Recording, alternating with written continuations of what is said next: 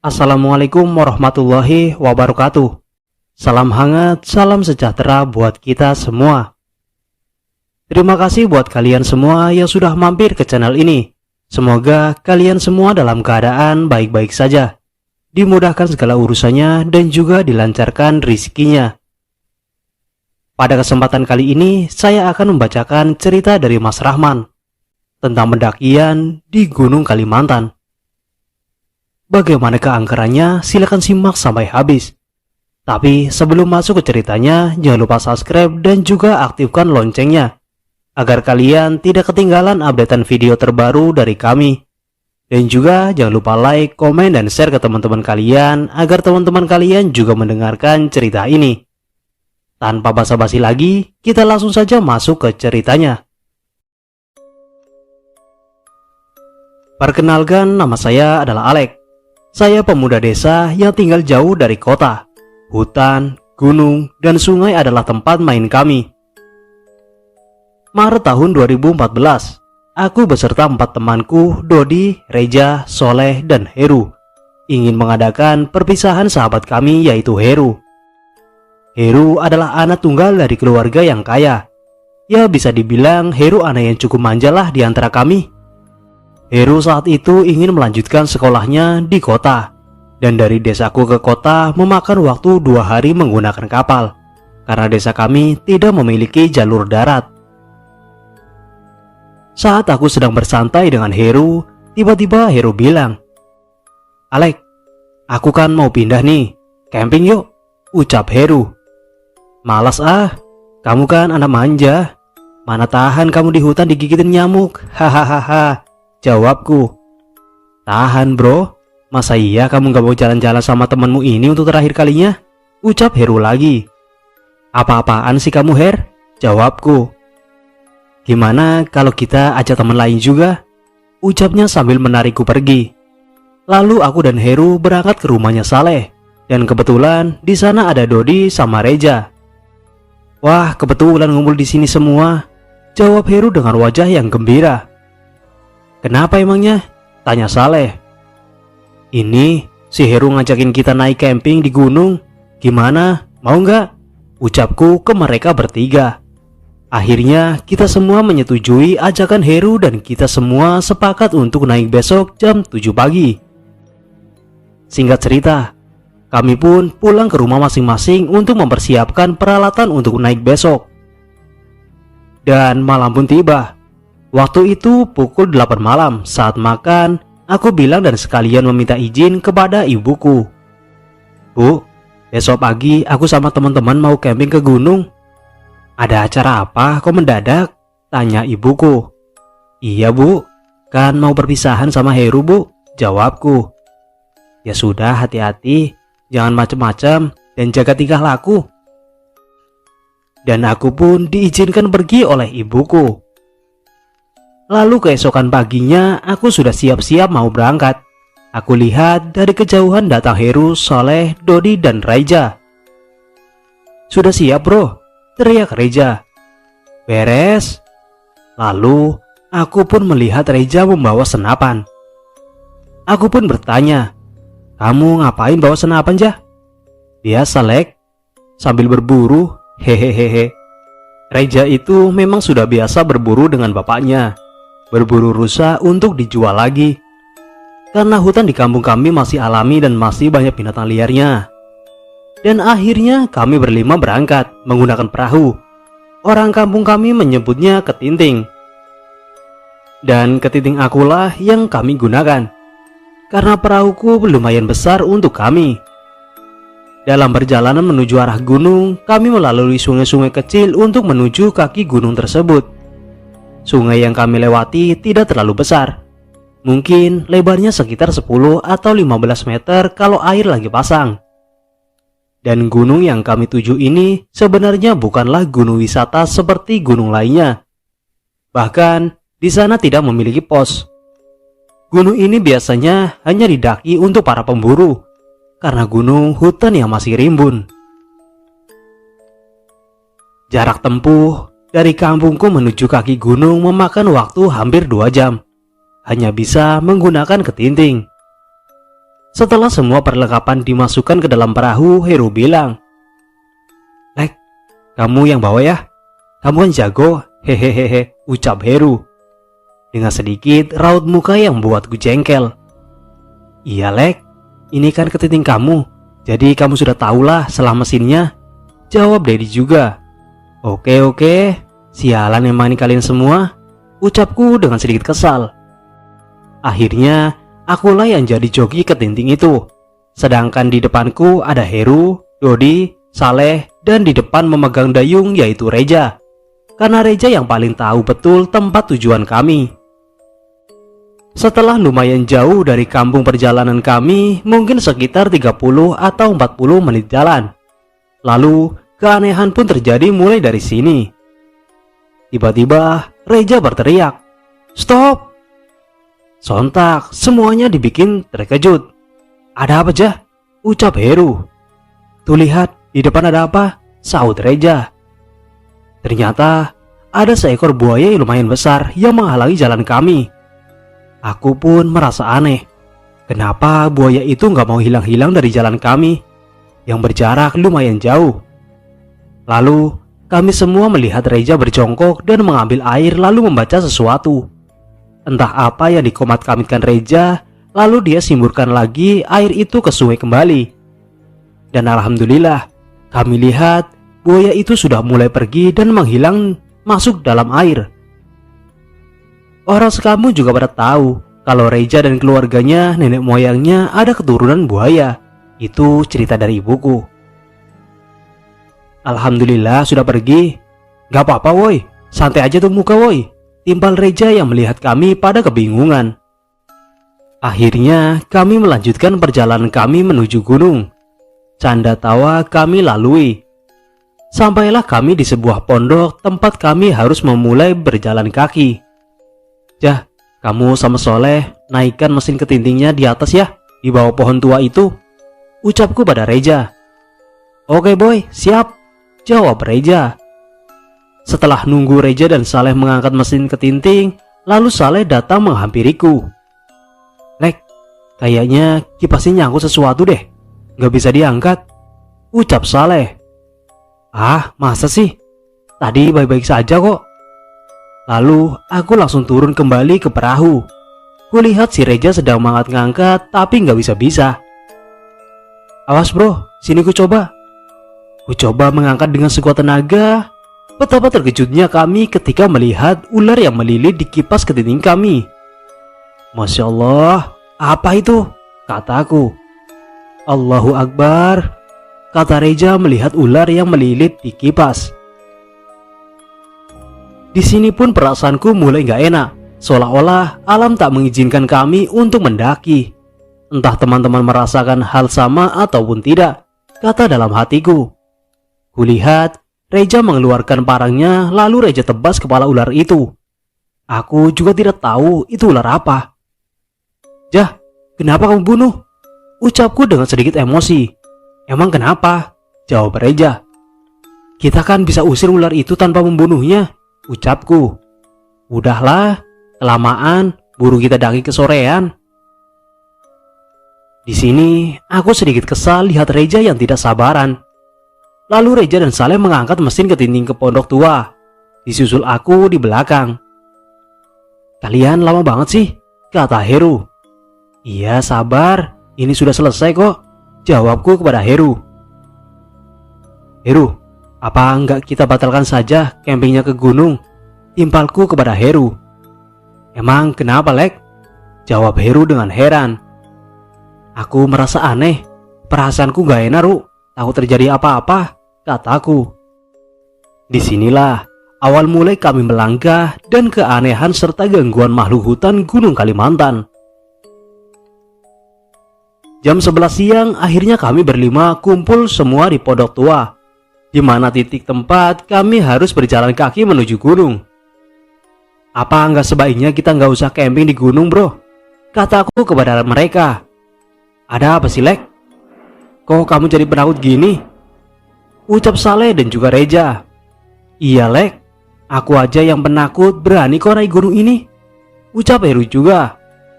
"Bukannya aku takut, Cuman aku merasa kali ini perasaanku gak enak aja. Kayak ada sesuatu yang membuatku tidak enak.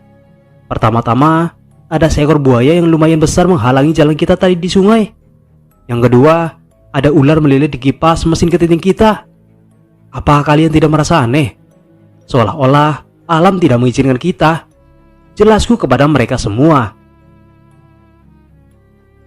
Entah perasaanku ini salah atau benar, yang pastinya aku ingin bilang perasaanku ini kepada mereka semua. Udah Lek, kamu tenang aja. Hutan dan gunung di sini aku sudah hafal semuanya. Tidak akan terjadi apa-apa pada kalian semua. Jika ada hantu atau binatang liar, akan kutembak kepalanya dengan senapan saya ini. Hahaha, timpal Reja. Hush, gak usah ngomong sembarangan gitu juga kali ya, sahut Dodi. Tenang, aku akan jaga kalian. Ini janjiku seorang Reja. Dengan perdebatan yang lumayan seru, akhirnya kami putuskan untuk tetap lanjut camping di gunung selama 3 hari. Oke kawan-kawan, sebelum kita mulai melangkah dari sini, mari kita berdoa sama-sama untuk keselamatan kita semua. Selesai berdoa, tidak lupa kami cek kembali logistik kami. Untuk air minum, kalian tidak usah khawatir, karena di sana ada air terjun dan mata air di dalam goa, kata Reja. Bismillah, akhirnya kami berjalan memasuki hutan yang dipimpin oleh Reja. Di belakang Reja ada Saleh, Dodi, Heru, dan aku paling belakang. Jalannya santai aja sambil ngobrol biar nggak capek, teriakku pada Reja. Oke bro, aman, sahut Reja. Sekarang aku tidak mikir macam-macam lagi, karena janji Reja akan jaga kami semua. Langkah demi langkah, canda dan tawa terus mengalir cair di perjalanan kami kali ini. Hutan yang lebat, pohon-pohon besar dan hijau asri alami tanpa sentuhan manusia. Inilah keindahan hutan Kalimantan. Setelah hampir 1 jam berjalan, kami melihat ada sebuah bangunan yang lumayan besar. Bangunan itu terlihat tua dan dipenuhi rumput-rumput sekeliling, dan di dalam bangunan tua itu, yang tampaknya sangat menyeramkan. Lalu aku dekati bangunan itu. Kulihat di setiap tiang-tiang bangunan tua itu terdapat ukiran-ukiran orang Dayak. Ukiran-ukiran itu sangat rapi dan indah. Aku penasaran dan bertanya dengan Reja yang ada di depan. Jah, itu bangunan apa Jah? Kayak udah tua sekali Jah. Tanyaku pada Reja.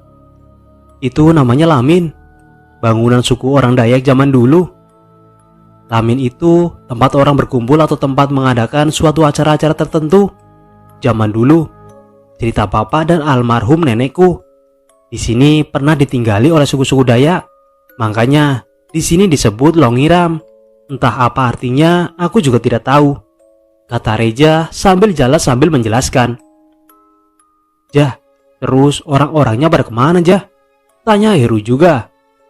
Konon katanya banyak yang meninggal secara misterius dan dikuburkan di sini. Seiring berjalannya waktu, keberadaan orang-orangnya menghilang seperti ditelan kabut, jelas Reja kepada kami semua. Tiba-tiba, "Break!" teriak Heru. "Kenapa, Ru?" tanyaku. "Istirahat dulu, capek, haus dan lapar," kata Heru. "Oke semuanya, kita istirahat dulu di sini. Saleh, Dodi, masak air ya," pintaku pada Soleh dan Dodi. "Oke, siap bro," ucap mereka berdua. Lalu, kulihat ada sebuah pohon besar, sepertinya di situ kayaknya enak untuk rebahan, pikirku. Jaraknya tidak terlalu jauh dari tempat kami istirahat. "Mau kemana, Lek?" tanya Heru. "Tuh, ke pohon besar itu sebentar rebahan," jawabku. "Awas Lek, nanti diculik Mbak Kun-kun." Hahaha, ucap Reja meledek. Tanpa pedulikan omongan mereka, aku langsung gas ke sana. Pas sampai di pohon besar, ku letakkan carrierku. Lalu ku sandarkan tubuhku di pohon besar itu. "Ah, mantap!" teriakku pada mereka yang lagi sibuk mengumpulkan kayu bakar. Baru saja sebentar ku pejamkan mataku, ada seorang bapak petua dengan rambut putih, janggut putih, dan berjalan sedikit membungkuk. "Nah, mau apa kalian di sini?" ucap bapak itu. Maaf pak, kami di sini hanya ingin camping pak, jawabku dengan rasa gugup. Bapak mau kemana sendirian pak? Tanyaku kembali. Saya tinggal di sini. Rumah bapak ada di atas dekat goa. Kalau anak muda mau ikut bapak ke rumah bapak, ayo ikut bapak, aja bapak-bapak itu. Maaf pak, terima kasih. Tapi saya tidak bisa pak. Tidak enak sama teman-teman saya pak. Kalau kamu tidak mau ikut bapak ke rumah bapak, kalian semua akan mati. Lalu muka bapak itu berubah menjadi menyeramkan dan matanya keluar. Darah matanya yang membasahi mukanya, peluknya seketika tubuhku. Darah yang bercampur nanah itu menempel di mukaku. Lalu aku pun teriak, "Tolong, tolong!" Teriakku dengan sekuat tenaga. Tiba-tiba sebuah gambaran mengenai pipiku. Bangun Lek, ujar Reja yang membangunkanku. Aku pun langsung bangun dan berdiri. Mana bapak itu? Mana bapak itu? Ucapku dengan keringat yang membasahi mukaku yang agak pucat. Kulihat di depanku berdiri teman-temanku. Kamu kenapa Lek? Kamu mimpi Lek? Ucap Reja dan Heru. Gak apa-apa bro. Makanya jangan tidur, hehehe, ucap Reja. Aku gak tidur kok. Udah, ayo kita makan mie rebus dulu, sahut Dodi. Kami pun akhirnya semua kembali ke tempat teman-temanku memasak mie rebus. Wah, enak sekali nih, kataku sambil mengambil segelas pop mie yang sudah diseduh air panas. Sambil makan, aku terus memikirkan apa yang sebenarnya terjadi tadi. Apakah benar tadi aku tertidur? Apakah barusan itu hanya sebuah mimpi? Pikirku penuh dengan rasa kebingungan. Jika tadi itu mimpi, kenapa benar-benar terasa nyata? Ah, udahlah. Mungkin tadi aku terlelap karena kecapean. Syukur alhamdulillah udah kenyang. Ayo kita lanjut jalan lagi, ujarku kepada 4 orang temanku. Lalu aku bangun bantuin Saleh beres-beres. Setelah beres-beres kami siap-siap untuk melanjutkan perjalanan kami. Pada jam 1 siang, kami kembali melangkahkan kaki kami kembali menuju gunung. Tetap dipimpin Reja, Heru, Saleh, Dodi, dan aku yang berada di paling belakang lagi. Setelah berjalan melewati pohon besar tadi, aku berhenti. Aku melihat di balik pohon besar itu ada bapak-bapak yang di mimpiku tadi, seperti orang mengintip, yang hanya kelihatan kepalanya di balik pohon besar itu. Lalu bapak itu tersenyum dengan senyuman yang sangat menyeramkan. Lek, ayo, kok berhenti? Dodi menepuk pundakku yang hampir membuat jantungku copot. Iya bro. Lalu pas ku tengok kembali, bapak aneh itu sudah tidak ada lagi. Lalu kami lanjutkan perjalanan kami. Aku membayangkan senyuman bapak-bapak tua itu yang membuat bulu kuduku semakin merinding. Aku sengaja diam dan tidak bercerita dengan teman-temanku karena aku tidak ingin merusak suasana perjalanan kami. Setelah lumayan berjalan, kami semua berhenti. Kami terpukau dan terpesona melihat air terjun yang tepat berada di samping jalan. Wah, indahnya. Jadi ini Jah, air terjun yang kamu ceritakan pada kami? Tanyaku. Iya bro, keren kan? Sumpah, keren banget, sahutku pada Reja. Ingin sekali kami pergi mandi ke air terjun itu. Tapi Reja melarang kami. Katanya takut kemalaman sampai puncak gunung. Akhirnya dengan berat hati kami melanjutkan perjalanan kami. Setelah berjalan yang lumayan jauh, aku minta stop. Lalu kami minum-minum dan membakar sebatang rokok pensil untuk menghilangkan lelah. Alek, air minum kita tinggal sedikit ini, timpal Saleh. Tenang, bentar lagi. Tidak jauh dari sini ada goa. Di dalamnya ada mata air, sahut Reja. Setelah habis sebatang rokok pensil, ayo lanjut lagi, ajakku. Kami pun melanjutkan perjalanan lagi. Dan benar saja kata Reja, tidak lama kami berjalan, ada terdapat sebuah goa. Di mana mulut goa ini tidak terlalu besar, tapi di dalam goa ini terdapat 6 cabang. Entah mengarah kemana, tidak ada orang kampung yang tahu dan tidak pernah mencoba. Setelah kami mengambil air untuk bekal kami, lalu kami keluar dari goa itu. Ketika keluar goa, aku teringat kata-kata bapak yang menyeramkan itu. Dia bilang rumahnya dekat goa. Entah kenapa bulu kuduku langsung merinding melihat pohon tua yang akar-akarnya merayap-rayap di goa itu. Tanpa pikir panjang, aku langsung ajak teman-temanku melanjutkan perjalanan. Kulihat hari sudah mulai sore. Kini jalan yang kami lewati terus saja menanjak. Beberapa kali aku lihat Heru terjatuh dan mengeluh. Tapi tetap saja dia semangat sekali sampai puncak. Sebentar lagi kita akan sampai puncak. Dan kita akan disangguhkan dengan terbenamnya matahari. Pemandangan yang tak akan pernah kita lupakan sampai kapanpun, sampai kita mati. Reja pun berteriak, "Semangat! Semangat!" Teriak kami semua. Dengan penuh keringat dan perjuangan, sampailah kami di atas puncak Gunung Kalimantan. Dengan pemandangan yang sangat indah memanjakan mata. Hutan yang hijau dan anak sungai yang terpancar senjanya matahari kelihatan dari atas puncak Gunung Kalimantanku ini. Benar-benar ciptaan Tuhan yang sangat indah. Lalu kami letakkan tas kami semua, serta perlengkapan yang kami bawa. "Reja, bantu aku buat tenda ya." "Oke bro," jawab Reja. "Reja, makasih ya udah bawa kita semua ke sini. Aku takkan pernah lupakan kalian semua para sahabat-sahabatku," ungkap Heru yang terlihat matanya berkaca-kaca. Lalu kami pun semua memeluk Heru. Suasana kali ini berubah menjadi haru.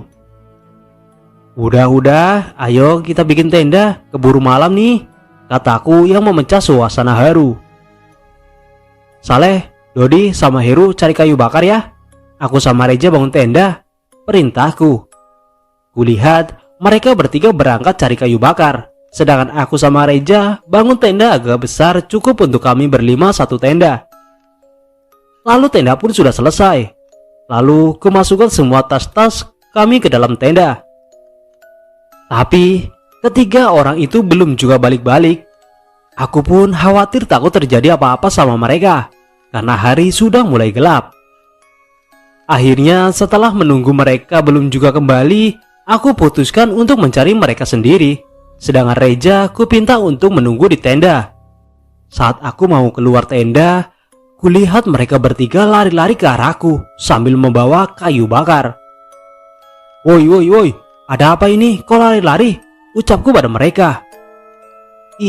Itu, ucap Heru yang tergugup. "Ada binatang aneh, Lek. Binatang kepala dua. Satunya kepala binatang, satunya lagi kepala manusia, Lek," ucap Dodi dan Saleh. Dengan napas yang ngap-ngap mereka sambil menjelaskan. "Sudah, biarkan saja. Selagi kita tidak mengganggu mereka, mereka juga tidak akan mengganggu kita juga," sahut Reja sambil keluar dari tenda dengan senapan andalannya. Mendengar penjelasan dari Saleh membuatku merinding. Dan hari pun sudah mulai gelap. Lalu aku menyalakan api untuk masak air dan nasi. Sedangkan yang lain sudah masuk di dalam tenda. Mungkin mereka kelelahan habis lari-lari melihat binatang aneh. Entah makhluk apa yang mereka lihat, yang pastinya mereka sangat ketakutan. Setelah air dan nasi masak dan tidak lupa menu andalan kami yaitu mie rebus, kupanggilkan mereka untuk keluar makan bersama. Kami menikmati makan malam kami yang ditemani api unggun. Setelah makan, lalu kami bakar sebatang rokok pensil dan ditemani secangkir kopi kapal api. Kami sambil ngobrol-ngobrol santai dan sedikit bercanda, seolah melupakan kejadian yang barusan menyeramkan. Tak terasa jam sudah menunjukkan pukul 11 malam. "Ngantuk nih bro," kataku pada mereka mengajak mereka masuk tenda. "Sama ini, aku juga ngantuk," sambung Heru. "Ya udah yuk kita istirahat." Akhirnya kami semua masuk tenda. Tidak butuh waktu lama, keempat temanku pada tidur. Aku mendengar dengkuran Reja yang sangat keras yang membuatku susah untuk tidur. Saat aku sudah setengah tidur, antara sadar dan tidur, tiba-tiba, Alek, kesini." Suara perempuan memanggil namaku. Tapi aku tidak menghiraukan, karena aku pikir hanya pendengaranku salah. Tiba-tiba, "Alek!" Suara begitu keras teriak di samping kupingku. Langsung saja membuatku terperanjak bangun. Lalu ku coba beranikan diri untuk melihat keluar. Ku coba buka sedikit resleting tenda bermaksud untuk mengintip ke arah luar. Baru saja mau mengintip, tiba-tiba sebuah tangan yang dingin memegang pundakku. Pas ku tengok ke belakang, ternyata itu Reja. Elu Jah. "Kamu ngapain, Lek, belum tidur?" tanya Reja heran melihatku. "Gak apa-apa, gak bisa tidur aja," jawabku. "Kita berburu yuk, Lek," ucap Reja. "Ah, capek, ngantuk, Jah." "Ayolah, kita cari rusa atau kijang," ucap Reja lagi. "Ini sudah hampir jam 2, Jah. Emang ada?" "Ada, Lek. Biasanya semakin subuh, rusa kijang semakin banyak. Ayolah, Lek, ajak Heru juga, Lek." "Kasihan bangunin Heru, Jah. Tidurnya pules banget," jawabku. "Gak apa-apa, Lek, bangunin aja. Sekalian ini untuk kenangan dia nanti bersama kita, Lek," ucap Reja. Akhirnya dengan paksaan Reja, aku pun membangunkan Heru. Heru, bangun Heru." Lalu Heru pun bangun dengan mata yang masih terpejam. "Bangun dulu," kataku pada Heru agar dia membuka matanya. "Ada apa, Lek?" tanya Heru. "Ini Reja ngajakin kita untuk berburu. Gimana?" kataku. "Iya, Her. Ayolah kita berburu. Sesekali berburu sama kalian untuk jadi kenangan kita," sahut Reja. "Tapi ini kan sudah mau subuh, Jah," sahut Heru. "Gak apa-apa, ayolah." Akhirnya aku dan Heru menyetujui ajakan Reja. Reja pun menyiapkan senapannya dan mengecek pelurunya. Dan kami tidak lupa juga mengecek senter yang akan kami bawa. Saleh dan Dodi sengaja tidak kami ajak, karena jatah mereka untuk masak-masak hasil berburu kami kalau kami dapat hewan buruan kami. Akhirnya kami bertiga berangkat untuk berburu, yang pastinya dipimpin Reja dengan senapannya, Heru dan aku paling belakang. Kita berburu menyusuri jalan turun dan masuk dalam hutan yang lebat dan pohon-pohon besar. Setiap langkah-langkah yang kami lalui, tak ada satupun binatang yang kami lihat. Aku tidak tahu sudah berapa lama kami berjalan, namun tidak ada mata rusa atau kijang yang kami lihat. Reja pun heran, dan Reja pun berkata, "Biasanya di hutan sekitaran gunung ini banyak sekali rusa atau kijang." Tidak lama Reja berbicara seperti itu, tepat arah depan senterku menyorotkan seekor rusa yang lumayan besar. "Shh, jangan bergerak, dan jangan ada yang bersuara," kata Reja. Kulihat Reja memposisikan tubuhnya, dan laser senapan Reja mengarah tepat di jantung rusa itu. Dan akhirnya, der! Suara senapan Reja pas mengenai jantung rusa itu. Kami lihat rusa itu langsung jatuh ke tanah. "Asik, besok pagi makan rusa," kata Heru dengan semangatnya dia teriak. Lalu tiba-tiba rusa itu bangun lagi, dan Reja pun menembak lagi. Lalu rusa itu jatuh lagi. Aku sorot terus rusa itu dengan senterku. Tiba-tiba rusa itu bangun lagi dengan mata merah yang menyala. "Lek, Heru, kayaknya ini ada yang tidak beres." Belum selesai Reja bicara, lalu rusa itu seperti berteriak. "Wah!" Dengan suara begitu keras sampai-sampai kami menutup telinga kami dengan kedua tangan kami. Suaranya begitu menggema di telinga. Tampak dari kabut, banyak sekali sekelompok rusa berdatangan dengan mata yang merah menyala. "Ini sudah tidak beres," kata Reja. "Ayo lari, lari!"